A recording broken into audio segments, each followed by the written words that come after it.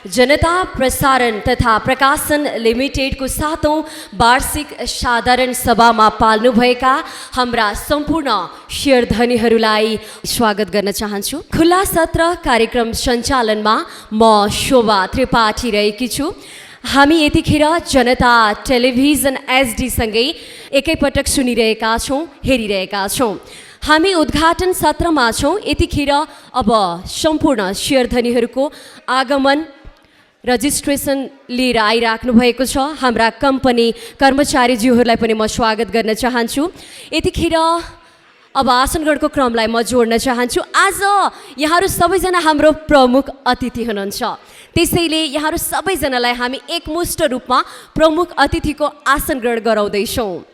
अतिथिज्यूहरूको आगमन पनि बिस्तारै भइरहेको छ। अध्यक्षता ग्रहण गरिदिनु हुनुको लागि म अनुरोध गर्दछु अध्यक्ष श्री लङ्कबहादुर केसी, डाक्टर रमेश पौडेल लगायत हाम्रो सञ्चालक समितिका सदस्यज्यूहरू र कार्यकारी अधिकृत नायब महाप्रबन्धकज्यूहरूको आगमन भइसकेको छ। यहाँहरूलाई एकमुष्ट रूपमा अतिथिको आसन ग्रहण गरिदिनु हुनको लागि हार्दिक अनुरोध गर्दछु। र अब भने प्रोजेक्टरमा राष्ट्रिय गीत वृत्तचित्र प्रसारणको लागि यथास्थानमा बसिराख्नुभएका आदरणीय हाम्रा शेयरधनीज्यूहरू यथास्थानबाट उठेर राष्ट्रिय गानमा शरिक भइदिनु हुन हार्दिक अनुरोध गर्दछु।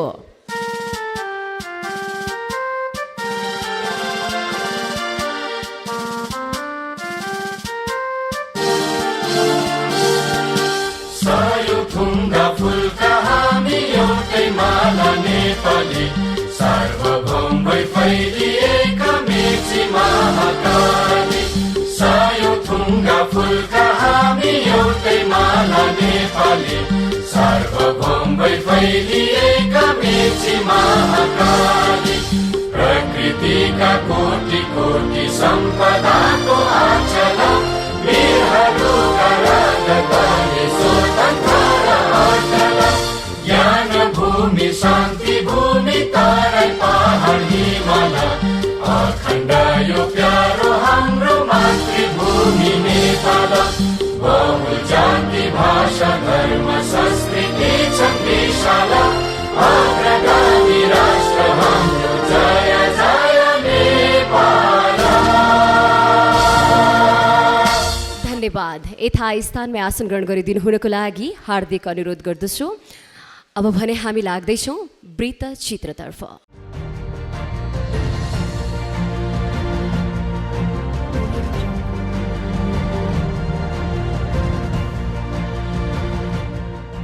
सूचना र सञ्चारको क्षेत्रमा 2074 साल वैशाख 20 गतेदेखि परीक्षण प्रसारण प्रारम्भ गरेको जनता टेलिभिजन छोटो अवधिमै एचडी प्रविधिमा प्रसारण गर्न सफल भएको छ। नेपालमा टेलिभिजन सङ्ख्यात्मक रूपमा वृद्धि भए तापनि निश्चित उद्देश्यका साथ लगानी गर्ने र त्यसबाट व्यवसाय गरी बढी मात्रामा आर्थिक लाभ गर्ने तर्फ मात्र प्रेरित भएको देखिन्छ। जीवन यति नै त रहेछ एकमुठी सास, त्यही एकमुठी सास रहुन्जेल सबको नजरमा सुन्दर थियो। सङ्ख्यात्मक वृद्धिले चेतनाको विकास र बजारको विस्तार भने नभएको होइन, तर सञ्चार माध्यमको मूल उद्देश्य निष्पक्षता र स्वतन्त्रता भने सबल हुन सकेन। यो आवश्यकता महसुस गरी जनताद्वारा जनताका लागि जनता टेलिभिजन भन्ने मूल भावना बोकेर जनताकै लगानीमा नेपालको पहिलो राष्ट्रिय स्तरमा प्रसारण हुने पब्लिक लिमिटेड अर्थात् सामुदायिक टेलिभिजन स्थापना भयो। कृषकदेखि उच्च पदस्थ व्यक्ति, पत्रकार, शिक्षक, व्यापारी र सर्वसाधारण यसमा सहभागी हुँदैछन्।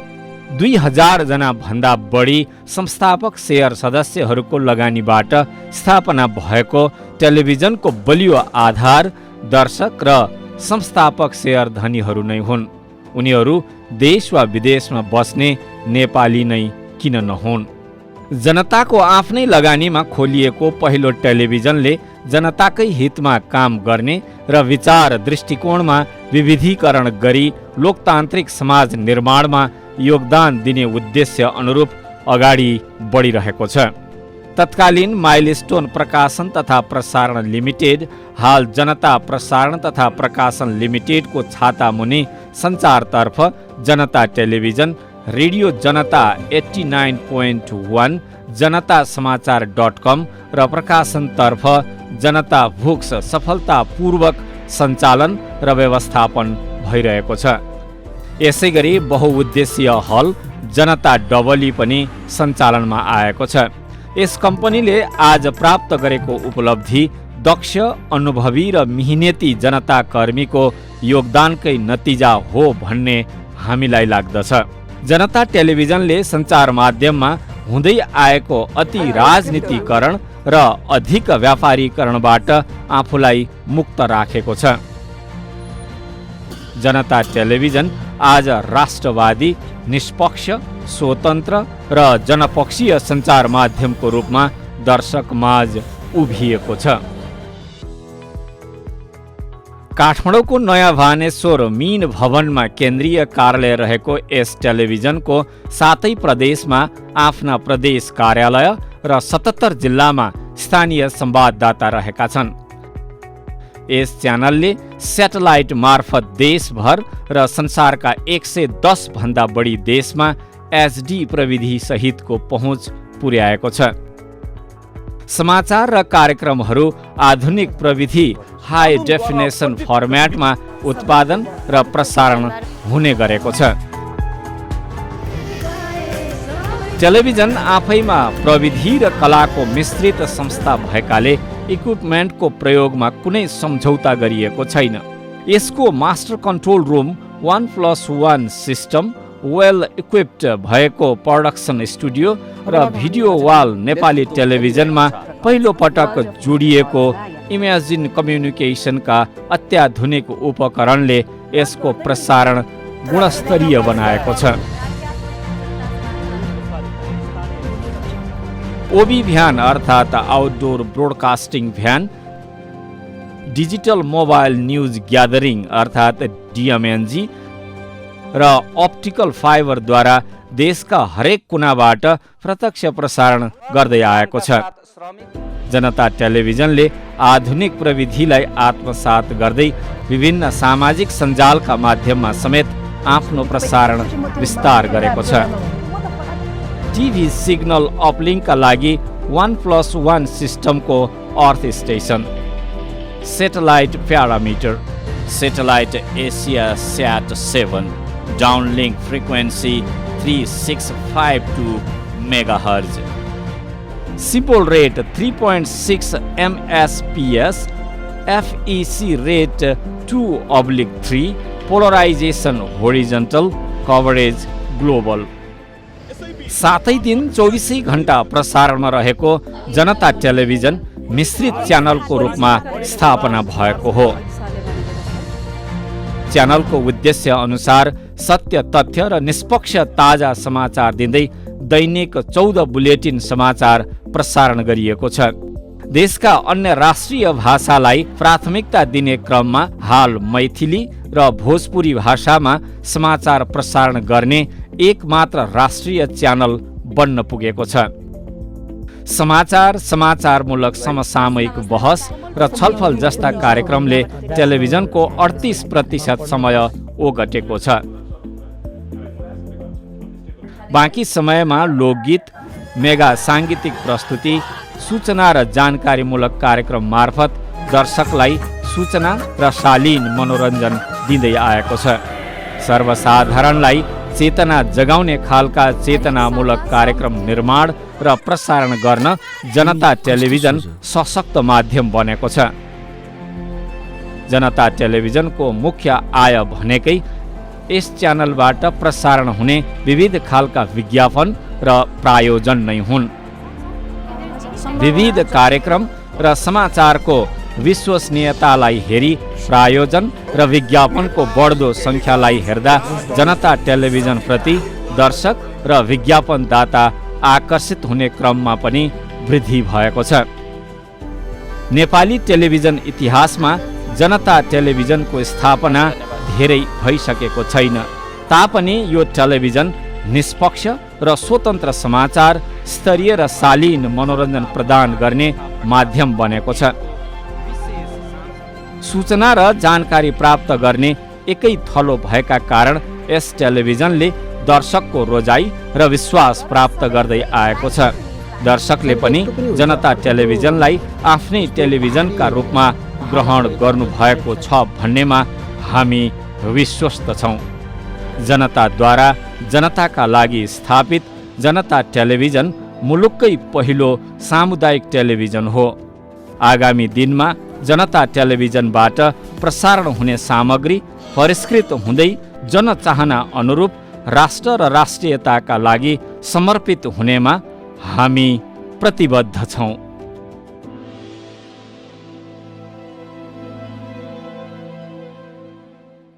अब भने हामी आसन ग्रहणको क्रमलाई जोड्न चाहन्छौँ।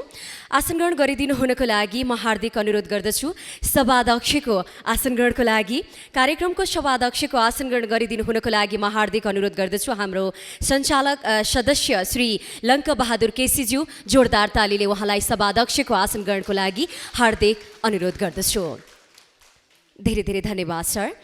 यसै गरी आसन ग्रहण गरिदिनु हुनको लागि म हार्दिक अनुरोध गर्दछु हाम्रा सञ्चालक समितिका सदस्यज्यूहरूलाई श्री डाक्टर रमेश पौडेल सरलाई आसन ग्रहण गरिदिनु हुनको लागि हार्दिक अनुरोध गर्दछु। ताली बजाउन कन्जुसाइ नगर्नु होला, यो ताली भनेको नि एउटा मेडिटेसन हो, आफ्नै लागि हो है। एनर्जी लेभल बढ्छ शरीरमा ताली बजायो भने। कतिले गर्नुभएको छ, योग आसनमा कतिको बस्नु भएको छ, त्यो कारणले ताली बजाउन कन्जुसाइ नगर्नुहोला।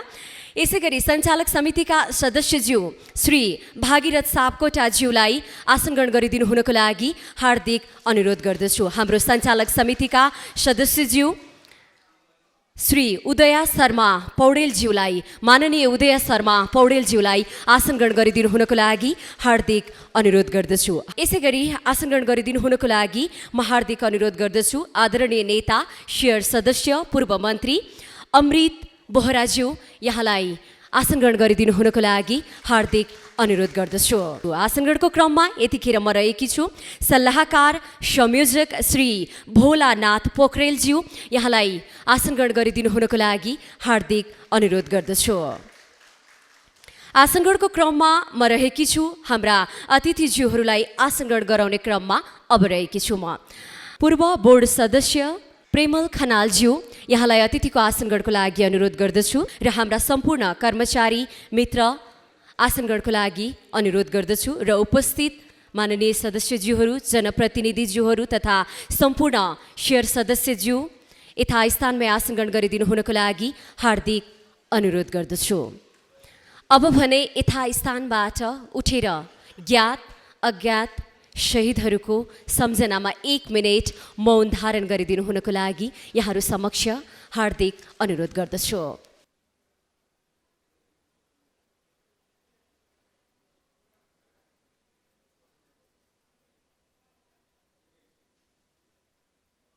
धेरै धेरै धन्यवाद।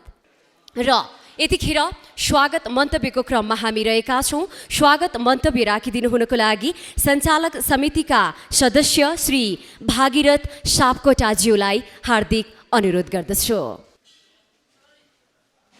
कार्यक्रममा उपस्थित हुनुभएका तपाईँ सम्पूर्ण शेरधनी महानुभावहरू, हाम्रो यो जनता प्रकाशन तथा प्रसारण लिमिटेडको 7औं साधारण सभाका अध्यक्षज्यू, हाम्रो यो साधारण सभामा अतिथिको रूपमा उपस्थित हुनुभएका अतिथिहरू, पत्रकारहरू र हाम्रो यो जनता तथा प्रकाशन तथा प्रसारण लिमिटेडका सम्पूर्ण कर्मचारी साथीहरू, म यहाँहरूलाई हाम्रो यो जनता प्रकाशन तथा प्रसारण लिमिटेडको तर्फबाट हार्दिक यो कार्यक्रममा हार्दिक स्वागत अभिवादन गर्न चाहन्छु। र मैले यो संस्थाको एज अ बोर्ड अफ डाइरेक्टरको हिसाबले तपाईँहरूसँग के कुरा विनम्र अनुरोध गर्न चाहन्छु भने हरेक मान्छेको जीवनमा, राजनीतिक पार्टीहरूको जीवनमा, मुलुकको आफ्नो जीवनमा धेरै उताप चढावहरूबाट हामी गुज्रिरहेका हुन्छौँ। त्यस्तै हरेक बिजनेस अर्गनाइजेसनहरू, बिजनेस संस्थाहरू, बिजनेस कम्पनीहरू पनि त्यसका आफ्नै चक्रबाट अगाडि बढिरहेको हुन्छ। हामीले हाम्रो यो संस्थालाई अगाडि बढाउने क्रममा जुन गतिका साथ अगाडि बढाउन हामीले थालेका थियौँ, लागिरहेका थियौँ र यसमा हामीलाई यो बिचमा भएको कोभिडको 2 वर्षको जुन कार्यकाल रह्यो त्यसमा सबैभन्दा बढी इफेक्टेड व्यवसायिकहरूमा सबैभन्दा बढी प्रभावित हुने क्षेत्र भनेको सञ्चार क्षेत्र र पर्यटन क्षेत्र रह्यो। पर्यटन क्षेत्रका अधिकांश कम्पनीहरू बन्द भए र सञ्चार क्षेत्रका अधिकांश कम्पनीहरू धेरै आर्थिक रूपमा सङ्कटग्रस्त भए। यो अवस्थामा कुनै पनि संस्थाहरूले आफूसँग भएको वर्तमान अवस्थाको बारेमा लिने स्टेपिङहरू, चाल्ने कदमहरूको बारेमा आफ्ना सम्पूर्ण सदस्यहरूलाई एक ठाउँमा बोलाएर छलफल गर्ने र नयाँ कोर्सबाट अगाडि जाने र आफूले चलिरहेको कोर्सलाई बदल्ने, आफूले चालिरहेको स्टेपिङलाई परिवर्तन गर्ने कुरामा सञ्चालक समितिबाट केही कुराहरू प्रस्ताव गर्ने र छलफलमा लाने र त्यो कोर्स बदलेर अगाडि बढ्ने जुन परम्परा छ त्यही परम्परा अनुसार अथवा त्यही तौर तरिका अनुसार हामीले पनि हाम्रो कोर्सलाई बदल्न खोजिरहेका छौँ। हाम्रो स्टेपिङहरूलाई हामीले हाम्रा चालहरूलाई परिवर्तन गर्न खोजिरहेका छौँ। त्यसो भएको हुनाले हामीले तपाईहरूलाई बोलाएर छलफल गर्न आज यहाँ बोलाएका हौँ। त्यसकारणले यो साधारण सभा विशेष साधारण सभाको रूपमा पनि छ र यो साधारण सभा यो संस्थाको जीवनमा, यो संस्थाले लिने जीवनमा आफूले चाल्ने कदमहरूलाई परिवर्तन गर्ने कुरामा पनि यो विशेष छ। त्यसकारणले हामीले धेरै यसलाई फर्मली रूपमा अथवा औपचारिक रूपमा पनि लैरहेका छैनौँ, धेरै कुराहरू पुर्याइरहेका छैनौँ र हामीले यो संस्थालाई आज जुन किसिमले हामीले यसलाई आफ्नो मोडहरूलाई परिवर्तन गरेर उचाइमा लाने सोच्दैछौँ त्यसमा म सम्पूर्ण साधारण सदस्यहरू, बोर्डका सदस्यहरू, कर्मचारी साथीहरू सबैले यसलाई यो जुन कोर्समा अगाडि जान खोज्दैछ र यो जुन उचाइमा जान खोज्दैछ यसमा छलफल गर्नुहुनेछ, भाग लिनुहुनेछ र तपाईँका सुझावहरूबाट हामी अगाडि बढ्नेछौँ भन्दै यहाँ सम्पूर्ण उपस्थितहरूलाई म हार्दिक स्वागत अभिवादन गर्दै म बिदा हुन्छु। हस्त धन्यवाद। धेरै धेरै धन्यवाद। र म हुँदाहुँदै एउटा प्रस्तुति नहुने त कुरा हुँदैन होइन, तपाईँलाई स्वागत गर्दैछु मैले सानो प्रस्तुतिबाट। तिम्रो मायाले बाँधेर राख मेरो सिरानी होस् तिम्रो काखा, तिम्रो मायाले बाँधेर राख मेरो सिरानी होस् तिम्रो काखा, जान नदेऊ मलाई अब टाढा, माया यो होस् अझै गाढा, तिम्रो मायाले बाँधेर राख। जनताप्रति तपाईँको माया सदैव यस्तै गाढा रहिरहोस् है।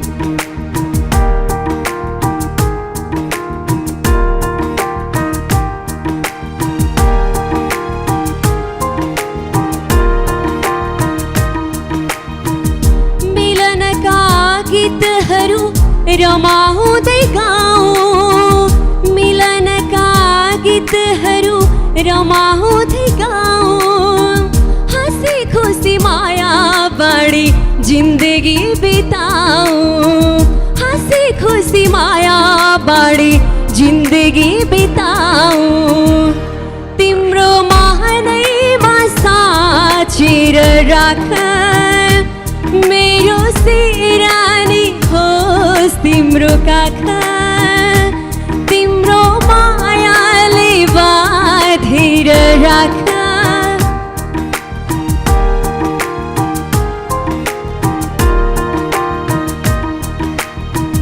मन मेरो तिमीबाट टाढा नजाओस् मन मेरो तिमीबाट टाढा नजाओस् आधीहुरी सम्बन्धमा कहिले नआओस् आधीहुरी सम्बन्धमा कहिले नआओस् तिम्रो मुटुमै थुनेर राख मेरो सिरानी होस् तिम्रो काख जान नदेऊ मलाई अब टाढा माया यो होस् अझै अझै गाढा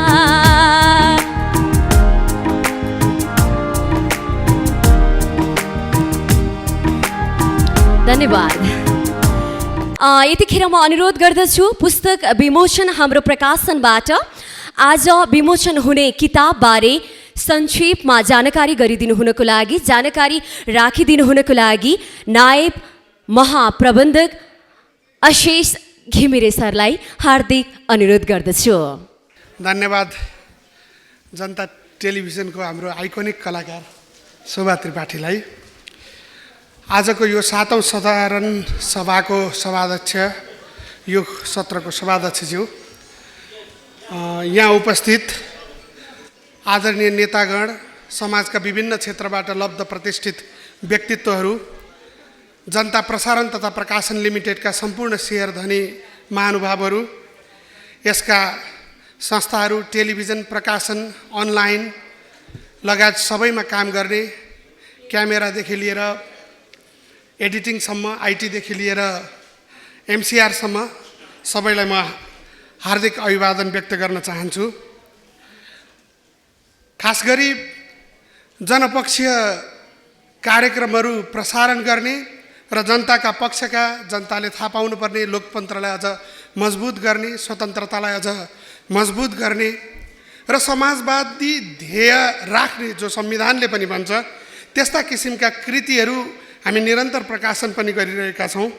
पछिल्लो कालमा कोभिडले कतिपय सन्दर्भमा हामीलाई अप्ठ्यारो पनि पार्यो त्यो हामी सबैलाई विदितै छ कि हाम्रा कार्यक्रमदेखि लिएर पुस्तकको बजारसम्ममा त्यसले असर पार्यो।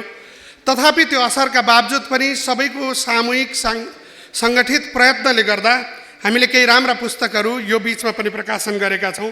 आज त्यसमध्ये एउटा पुस्तक चाहिँ हामी विमोचन गर्नेछौँ। रिसेन्टली भर्खरै हाम्रो स्थानीय तहको निर्वाचन पनि सम्पन्न भएको छ। अघिल्लो पालि स्थानीय तह निर्वाचित भएर आइसके पछाडि स्थानीय तहका सबै जो निर्वाचित भए जनप्रतिनिधिहरू चर्लम्मै भ्रष्टाचारमा डुबे के गर्ने के नगर्ने भन्ने कुरा केही पनि थाहा भएन भन्ने विषयमा व्यापक एक किसिमको कुराकानीहरू पनि भयो संवादहरू पनि भयो। गाउँ गाउँमा सिंहदरबार लाने प्रक्रियाले गाउँ गाउँमा भ्रष्टाचारी पो बढाए कि भन्ने किसिमको संशय पनि बढ्यो र अर्कोतिर हेर्ने हो भने एक किसिमले हामीले लोकतन्त्रलाई तल पुर्याउँदा त्यो अलि मजबुत पनि बन्यो। यो दुईटै कुराको बिचमा पुँजीवादले निम्त्याएका कतिपय अप्ठ्याराहरू त्यसले निम्त्याउने विकृतिहरू पनि हाम्रा समाजमा देखिए र जनप्रतिनिधिहरू खास गरी जानकारीको अभावमा के गर्ने भन्ने कुरा जानकारी नपाउँदा एक किसिमको अप्ठ्यारो पर्न गएको महसुस गरेर हामीले प्राध्यापक डाक्टर विद्यानाथ कोइराला जसले निरन्तर समुदायमा शिक्षामा युनिभर्सिटीका विद्यार्थीहरूदेखि लिएर विभिन्न पालिकामा गएर हामी हाम्रो देशलाई के गर्न सक्छौँ भन्ने किसिमबाट विभिन्न शोध र खोज गरिरहनु भएको थियो। उहाँका कुरा एउटा सन्दर्भमा हामीले सुन्न पायौँ र हामीले नै अनुरोध गरेर पालिकाले के गर्न सक्छ त यो एकदम रूपान्तरणकारी क्रान्तिकारी र आमूल परिवर्तनको लागि मात्र होइन कि यो संविधान अन्तर्गत गर्न सक्ने कामहरू के हुन सक्छन् त भन्ने विषयमा बुदागत तयार पारिदिँदा एउटा ह्यान्डबुक जो जनप्रतिनिधिहरूका निम्ति जो राजनीतिक आकाङ्क्षीहरूका निम्ति र यो समाजमा राजनीतिक वा सामाजिक अगुवाई गर्ने जो कोहीका लागि पठनीय हुने एउटा ह्यान्डबुक तयार पारिदिनु पर्यो सर भनेर हामीले अनुरोध गरेपछि उहाँले यो पालिकाले गर्न गराउन सक्ने कामहरूको बुटी भनेर एउटा लेख दिनुभयो। यहाँनिर कृषिमा के गर्ने, शिक्षामा के गर्ने, स्वास्थ्यमा के गर्ने, वनमा के गर्ने, सहकारीमा के गर्ने, निर्माणमा के गर्ने, वातावरणको क्षेत्रमा के गर्ने, बालबालिकाको क्षेत्रमा के गर्ने, लगायत कसरी चाहिँ सरसफाइको क्षेत्रमा के गर्ने, कसरी चाहिँ हाम्रो उत्पादनलाई पनि बढाउने, स्रोतहरूलाई बढाउने भन्ने विषयमा चाहिँ अत्यन्त संक्षिप्तमा र गर्न सकिने मात्रै यो संविधानले पर्मिट गरेका कुराहरू लेख्नु भएको छ। त्यसैले यो कुरा हेरिदिनुहोस्। बाहिर हाम्रो स्टलमा यो किन्न पनि पाइन्छ। एउटा हाम्रो आफ्नै पनि हामी आफै सेयर होल्डरहरूले यो यसलाई प्रवर्धन पनि गर्नुपर्छ भन्ने मेरो अनुरोध छ र यसको अब एकैछिनमा विमोचन पनि हुनेछ। दोस्रो, आज हामीले परिचर्चा गर्न खोजेको पुस्तक हो चिनिया पत्रकारको नजरमा नेपाल, सुधार वा समाप्त हो। यो पुस्तक चाहिँ पहिला अङ्ग्रेजीमा आएको थियो, नेपाल एन्ड अर मेन्ड भनेर, अर्थात् सुधार वा समाप्त भयो, नेपाल तिमी कि सुध्रेऊ कि समाप्त भयो। हामीले पश्चिमाहरूको, युरोपियनहरूको, अमेरिकनहरूको र संसारका खास गरी पश्चिमा विचारद्वारा भेदिएका मानिसहरूको निकै धेरै पुस्तकहरू छरपष्ट हिसाबले हामी पाउँछौँ। तर चिनियाहरूले चाहिँ हाम्रो विषयमा के सोच्छन् भन्ने विषयमा एक तरिकाको ब्ल्याक बक्स नै छ। हामीलाई थाहै छैन। सम्भवतः हाम्रो दाबी के हो भने चिनियाको यहाँनिर सिन्वामा रहेर, त्यो चिनियाको चाहिँ सरकारी समाचार एजेन्सी हो, 15 वर्ष नेपालमा बसेर काम गरेका पत्रकार, त्यो स्तरको मान्छेले नेपालीमा लेखेको सम्भवतः यो पहिलो पुस्तक हो। अर्को कुनै पनि पुस्तक छैन। र अहिले चाहिँ यो भूराजनीतिक तनावका बिचमा अहिले हामी देखिरहेको छौँ कि एक किसिमको भूराजनीतिक तनाव छ। हामीलाई थाहा छ एमसिसी BRI कन्फ्लिक्टका विभिन्न विषयमा चाहिँ छलफल चर्चाहरू सुनिरहन्छौँ। हामीलाई एमसिसी बारे धेरै ठिक हो होइन लगायतका थुप्रा कुराहरू भन्ने नेपालमा पनि प्रशस्तै महानुभावहरू हुनुहुन्छ र विदेशीहरू पनि छन्। तर चिनियाहरूको कुरा के हो भन्ने नसुनिकन नबुझिकन हामीले हाम्रो देशको सार्वभौमिकतालाई, किनकि हाम्रा ठुला देशहरूका बिचमा छौँ र अहिले यो किसिमको तनाव पनि छ, यो तनावलाई बुझ्ने र ठिक ढङ्गले अगाडि बढाउन पनि हामीलाई चिनियाहरूको कुरा सुन्नुपर्छ भन्ने लागेर हामीले यसलाई लेखकलाई अनुरोध गरौँ, तपाईँले यो अङ्ग्रेजीको किताबलाई नेपालीमा अनुवाद गर्न लगाउनुहोस्। हामी छाप्छौँ भने पछाडि हामीले छाप्यौँ र यो चाहिँ बेस्ट सेलर बन्यो।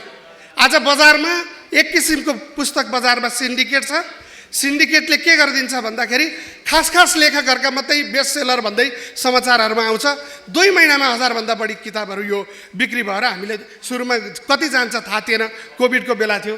यो चाहिँ दोस्रो संस्करण आज चर्चा गर्ने बेलामा आइसकेको छ। र यो किताबमा नेपालका अर्थ राजनैतिक पाटोहरू चीनले कसरी हेर्छ, एमसिसीलाई कसरी हेर्छ, BRIलाई कसरी हेर्न चाहन्छ, चिनिया पत्रकारले कस्ता प्रश्न हाम्रा विभिन्न नेता र सामाजिक राजनैतिक अगुवाहरूसँग सोधेका छन्, यो सबै कुराको लिपिबद्ध छ। र आज चाहिँ जनताले पहिलोचोटि आँट गरेर कसैले पनि लेखकले हामीलाई भन्नुभयो कि ल तिम्रो गरिदिन्छु यो गर भनेर चाहिँ हामीलाई कसैले पनि यो हिसाबले प्रोत्साहन दिएको थिएन। जनता प्रसारण तथा प्रकाशन लिमिटेडले प्रोत्साहन दियो, पुस्तक पनि बजारमा ल्यायो, एक हिसाबले बेस्ट सेलर पनि भयो। त्यसैले जनताको साधारण सभामा चाहिँ म एकजना साथीलाई अनुरोध गरेर यसको लागत खर्च बेहोर्ने गरी सबैलाई एक-एकवटा दिन्छु भनेर भनेकोले आज तपाईँहरूको हातमा यो दिएको छौँ। म धन्यवाद दिन चाहन्छु लेखकलाई पनि। यो चाहिँ यहाँ उपस्थित हुनुहुने सेयर होल्डर महानुभावहरू, अतिथिहरूको हातमा यो पुस्तक छ। र तेस्रो, आज हामीले चर्चा गर्न खोजेको महत्त्वपूर्ण पुस्तक नेपालको आर्थिक विकास केही महत्त्वपूर्ण पक्षहरू भन्ने रहेको छ। हाम्रो यसका बोर्ड सदस्य TU का इकोनोमिक्सका एसोसिएट प्रोफेसर पनि हुनुहुन्छ डाक्टर रमेश पौडेल, उहाँद्वारा लिखित विभिन्न पत्र पत्रिकाहरूमा सङ्ग्रहित र कतिपय नयाँ पनि चाहिँ आर्टिकलहरूको यो एउटा सङ्ग्रह हो। र खास गरी नेपालको आर्थिक विकासको चाहिँ हामी विकास र समृद्धिको एकदम कुरा गरिरहन्छौँ। एक हिसाबले हेर्ने नि विकासको समृद्धिको तलदेखि माथिसम्म ज्वरो नै आएको छ। तर त्यसलाई एकाडेमिक हिसाबले त्यसलाई मसिनो गरी तथ्यका आधारमा केलाइएका पुस्तकहरू चाहिँ एकदम कम छन्। भाषण गर्ने गफ गर्ने कुराहरू ज्यादा छन्, तर तथ्यगत आधारमा यसमा यसो गर्न सकिन्छ भन्ने विषयमा लेखिएका पुस्तकहरू कम छन्। त्यही कमीलाई, त्यही अभावलाई टार्नको निम्ति हामीले डाक्टर रमेश पौडेलले उहाँले विभिन्न पत्र पत्रिकामा लेखिरहनुहुन्थ्यो, सर तपाईँले लेख्नुहोस्, आर्टिकलहरू राम्रा छन्, नेपाली समाजको विकास र उत्थानको निम्ति यो चाहिँ राम्रै हुन्छ भनेर अनुरोध गऱ्यौँ। उहाँले दिनुभयो, उहाँलाई पनि म धन्यवाद भन्न चाहन्छु। र खास गरी आर्थिक विकासका चुनौती र सम्भावनाहरू के हुन्, नेपाल किन अस्थिर छ, हामी कहाँ चुक्यौँ, सफल बन्न जो कोही लागेका छौँ तर खराब बन्ने चाहिँ हामी त्यो सफल बन्ने ध्याउन्नमा त्यो दौडले गर्दा पो हामी खराबीतर्फ लाग्यौँ कि हाम्रो सुशासन भएन, कुशासनले के निम्त्याउँदियो, हाम्रा भ्रष्टाचारका जगहरू के हुन्, ब्याङ्क र तरलता अभावका कारणहरू के हुन्, देखि लिएर धेरै विषय र अन्तिममा युवाहरूलाई आह्वानसम्म गर्नुभएको छ। त्यसैले एउटा पठनीय सङ्ग्रह एकजना चाहिँ जो अस्ट्रेलियाको एउटा प्रतिष्ठित विश्वविद्यालयबाट पिएचडी गरेर आउनुभएको हाम्रो टियुको प्रोफेसर हुनुहुन्छ, जनताको बोर्डको सदस्य हुनुहुन्छ डाक्टर रमेश पौडेल, उहाँको पुस्तक पनि एकचोटि हेर्नुहोस्। र हामीले निकालेका प्रसारणका सामग्रीहरू, प्रकाशनका यी सबै सामग्रीहरूप्रति मैले हरेक कार्यक्रममा पनि भनेको छु, यहाँहरूलाई भनेको छु कि तपाईँहरूले कम्तीमा खोजेर हेरिदिनुहोस्, हामीलाई झकझकाइदिनुहोस्, के ठिक छन् ठिक छैनन् भनिदिनुहोस्। तपाईँहरूको प्रशंसा मात्र होइन, आलोचना पनि उत्तिकै हामीलाई चाहिँ आलोचनाको खाँचो छ, आलोचना गरिदिनुहोस्, यसमा संवाद गरिदिनुहोस्, यो भन्न चाहन्छु। र हाम्रो यो लोकतन्त्रलाई बलियो बनाउने, स्वतन्त्रतालाई बलियो बनाउने, जनतामा जागरण र रूपान्तरणकारी ध्येयलाई अझ मजबुत बनाउने हाम्रो जुन प्रयत्न छ, यसमा सामूहिक हिसाबले लागौँ। आर्थिक लगायतका अन्य सबै सङ्कटहरू यो समूहको सामूहिक सङ्कल्पले, सामूहिक प्रयत्नले हामी ठिक ठाउँमा पुर्याउन सकिन्छ भन्ने विश्वास व्यक्त गर्दै अब यो विमोचनको निम्ति म आजका सभाध्यक्ष लङ्कबहादुर केसीलाई अगाडि निम्त्याउन चाहन्छु। यसै गरी पूर्व स्थानीय विकास मन्त्री आदरणीय नेता अमृत बोहरालाई पनि म अगाडि मञ्चमा निम्त्याउन चाहन्छु। प्राध्यापक डाक्टर विद्यानाथ कोइराला सरको यो पालिकाले गर्न गराउन सक्ने कामहरूको बुटी, यो पुस्तक हामी विमोचन गर्न गइरहेका छौँ। यो विमोचन सँगसँगै यी पुस्तकहरूका बारेमा सामान्य जानकारी मैले दिएँ, बाँकी पढेर यहाँहरूले लेखेर प्रतिक्रिया दिनुहोला, यो कुराको अनुरोध गर्दै म यहाँहरूबाट बिदा हुन्छु। धन्यवाद, नमस्कार। धेरै धेरै धन्यवाद। बाल गीताञ्जली स्कुल मूलपानी काठमाडौँबाट पाल्नुभएका सम्पूर्ण कलाकारहरूलाई स्टेज तर्फाइदिनु हुन अनुरोध गर्दछु, जसको नृत्य निर्देशक हुनुहुन्छ बुद्ध लामा। गीतको बोल रहेको छ आँखैमा राख्छु मेरो देश। यो राष्ट्रिय नृत्यलाई जोरदार तालीले स्वागत गरिदिनु हुनको लागि यहाँहरू समक्ष हार्दिक अनुरोध गर्दछु।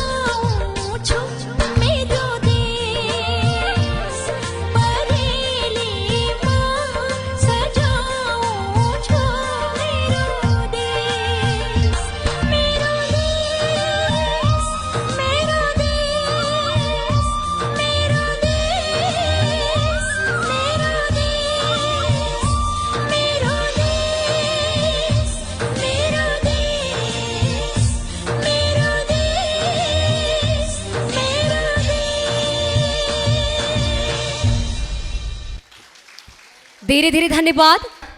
अब हाम्रो पहिलो चरणको यो कार्यक्रम सकिएको जानकारी गराउन चाहन्छु। बन्द सत्रको कार्यक्रम सञ्चालनको लागि सञ्चालक समितिका सदस्य डाक्टर रमेश पौडेल सरलाई अनुरोध गर्दै म आज्ञा चाहन्छु।